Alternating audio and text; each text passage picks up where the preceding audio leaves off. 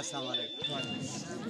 زه خصوصي طور د حافظ صاحب او د دې د ټیم شکریه ادا کوم چې زموږ د تورغر ورځ شپه دوی لګیا دي او د خلکو غریبانانو خدمت کوي.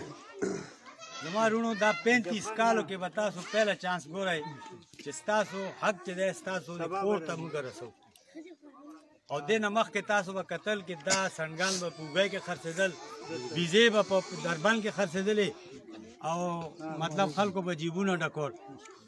اوس الله په فضل ستاسو یو غیرتي ایم پی ای دی او تاسو بې غیرتیان یې او هغه هم غیرتي دی. الله په کرم سره ستاسو کوم حق دی د پوره صوبې کې چې کوم ځای کې هغه ټولو نه زیات به ستاسو انشاءالله الرحمن.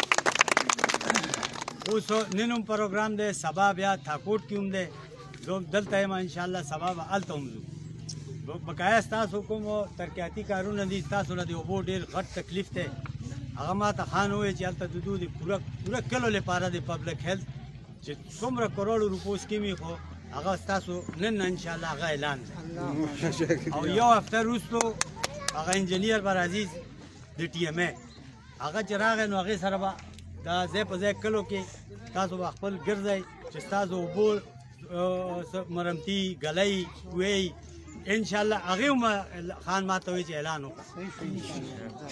او الله تاسو له عزت راکړه چې تاسو دا دومره وختي ټول جمع شلی. اوس خپل او دا هم دودو حافظ صاحب دي ډېر زبردست کار کړی دی چې دې کې پارټیانې نه دي کتلي، دې کې مطلب دا دی غریب ته غریب سړی چې دی هغې له د هغې نوم لیکل دی او دا کار خلاصېږي به نه، دا به انشاءالله بیا مخې ته هم روان خدای په فضل. او زه ستاسو ډېره شکریه ادا کوم.